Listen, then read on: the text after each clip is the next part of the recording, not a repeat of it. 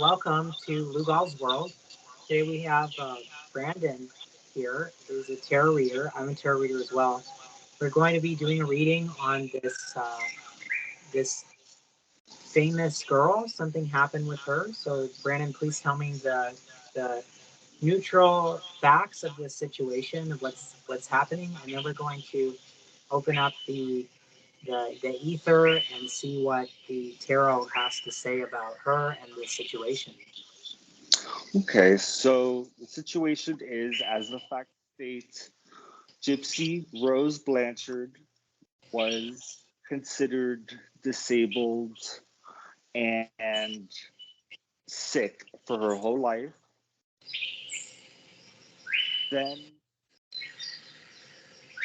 it turned out that she was not sick, and her mother was actually just pretending she was sick, and it was diagnosed as Munchausen by proxy. But the only way that this revelation was made was after the mother was killed by her and her boyfriend. So we're going to dive into this case and look at the situation for Gypsy. As she is being released from prison, I believe last week. So she served eight years, and her boyfriend received life without parole. And we're just going to look at the tarot and see what it has to say about the situation.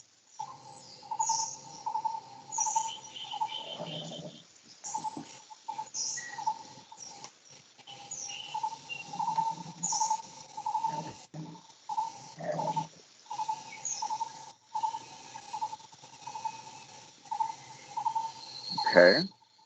Interestingly, the first card that I pull is the Death card, which in this case, I think is an indication of her old life is over now. Old life is over, and she is now being reborn. That is what I think. What do you think?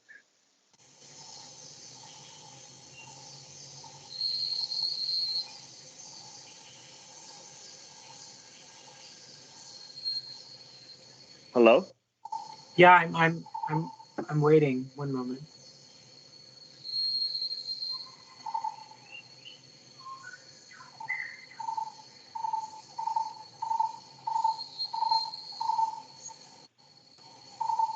What I got is the I Ching number 14. So, Hmm. What does that and I'm represent? looking into specifically this her incarnation here, the purpose. It says in the first stage, success is innocent and blameless. It has yet faced the challenges that accomplishment brings. Avoid creating future harm by guarding against self-indulgence. Show consideration by exercising skillful restraint. Speak of personal or business matters only with trusted advisors. To all others, stay relaxed and detached. Put your ego at the door. There is no space for arrogance. Acting thus will strengthen others' perceptions of you as endowed with confidence as well as wealth. The first lesson, line 2. The first lesson after an achievement of success is to stay fluid and mobile. The amount of wealth doesn't matter as much of its usefulness going forward. Wealth of any kind has the most value when used to launch new undertakings for the good of all rather to strengthen the elite status of a few or just yourself. One way to spend wealth is to be more generous, especially toward those who have helped you. The reliable support of trustworthy people is the greatest asset of all. Line 3, philanthropy is obligation of those in possession of mature wealth. By donating a portion of wealth to support the greater good, wealthy people can avoid becoming possessed by their possessions. On the other side, those who lack resources need not feel shame in asking for receiving assistance. All wealth is a passive trust to be administered by people for a short time. A small-minded individual is arrogant and lacking this attitude will be controlled by what they own and what they desire to accumulate more and more. Even though they have the potential power of abundance, they squander it or hoard it. Therefore, it can never be joyful or free.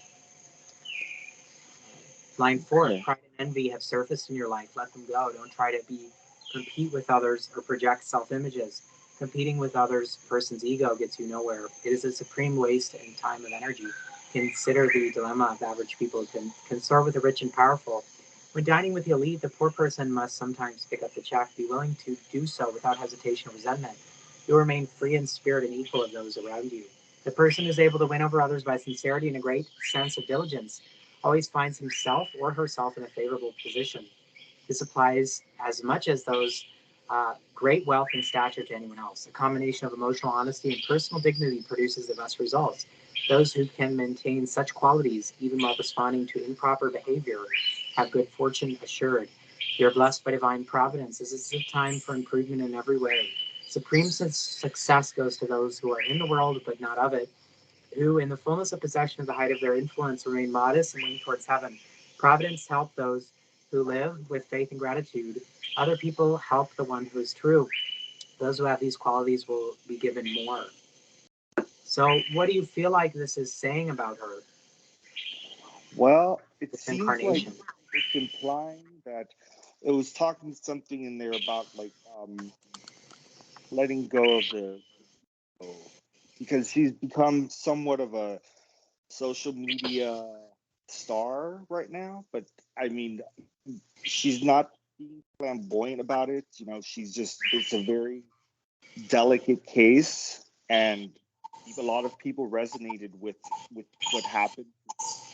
So, but you know, she just needs to make sure she lets that come in and not let it get to her head.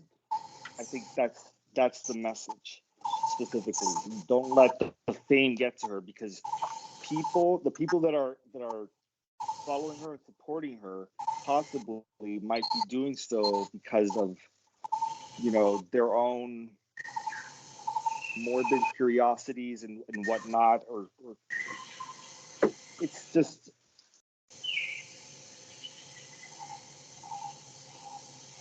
I feel like what it's saying here is to focus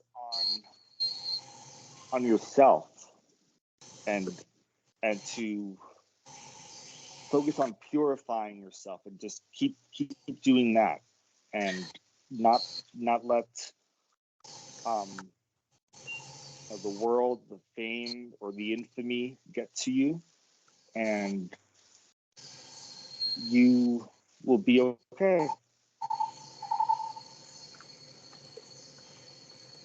That's Now what I think. I'm looking at. I drew a card for her curse in this incarnation, and it was the Strength card or the Lust card um, in the Crowley deck. It says that this card is a lot about taming the bestial nature.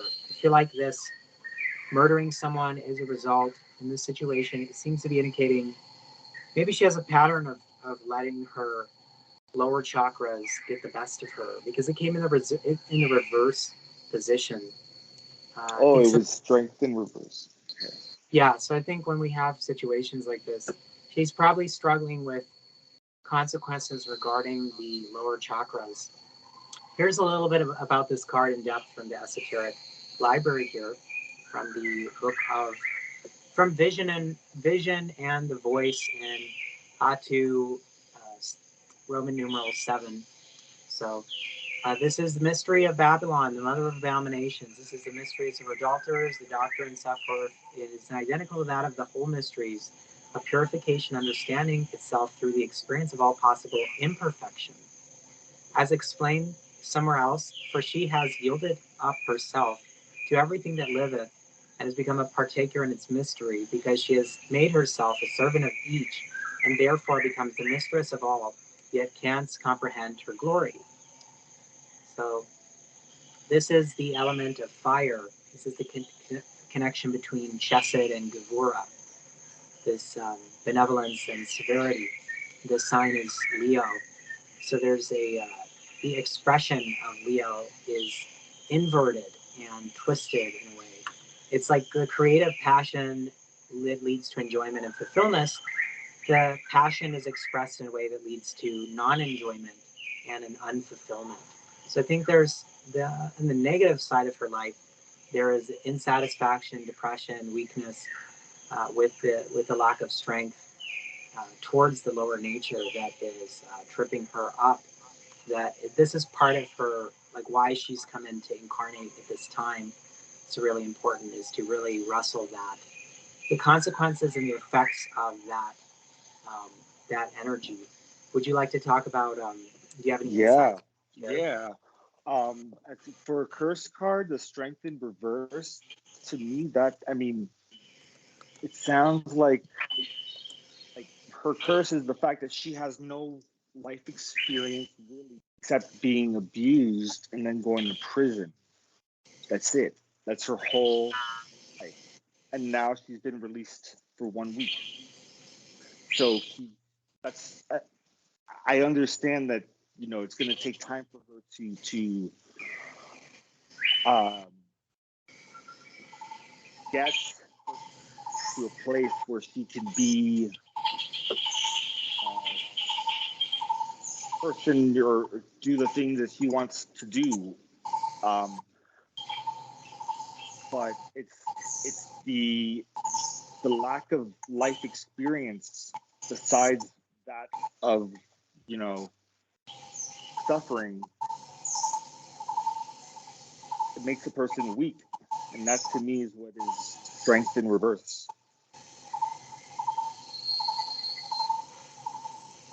I think that on the blessing part.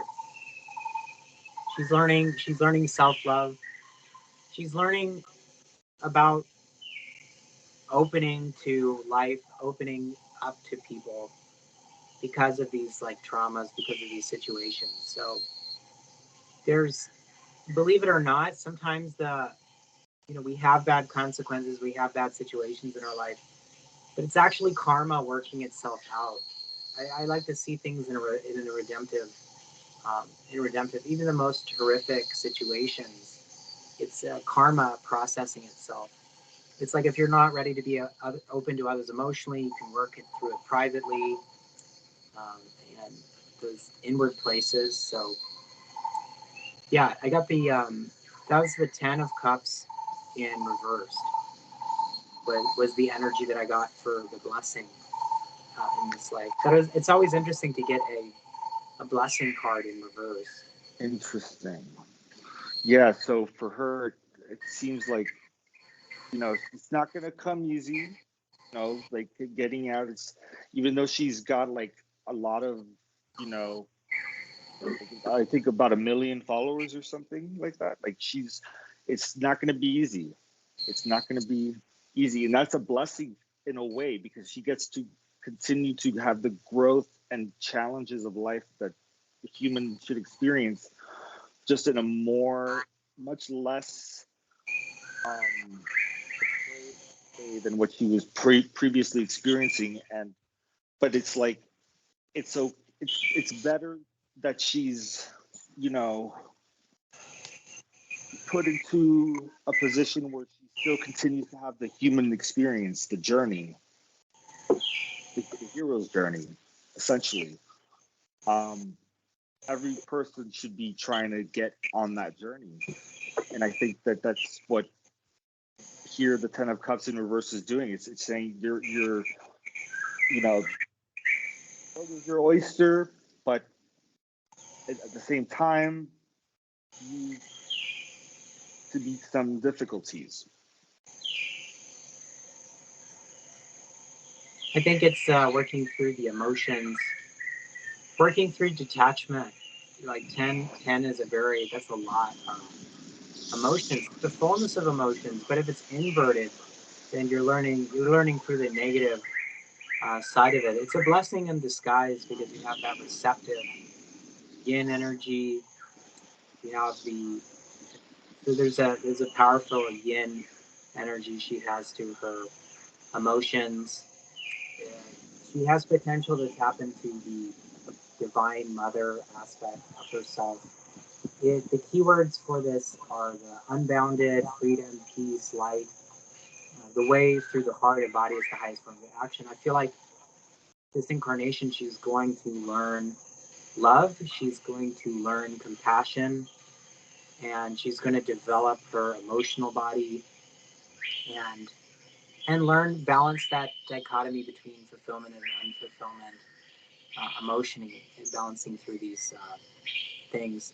The center card was kind of like financial security in a way. I think whatever's happening in her life, she's going to be financially well.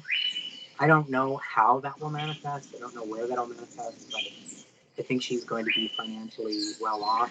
Well, it did say that she's married now, I believe. So she has a place to stay. You know, she's okay. You know, she doesn't. You know, she has a commodity. But anyway, continue. I'm sorry for interrupting. No, beautiful. Thank you. I would also say that this card, Ten of Cups, represents unconditional love. It's giving, receiving unconditionally. I would definitely say it's receiving because it's reversed. So there's more of an inward nature to it. And I like to interpret reversals.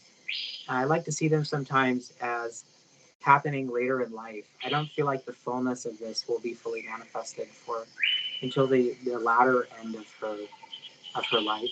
But I think it's the heart is really the heart of the matter in this in terms of her blessings in this life. So I think that wraps up the 3-card reading for her. So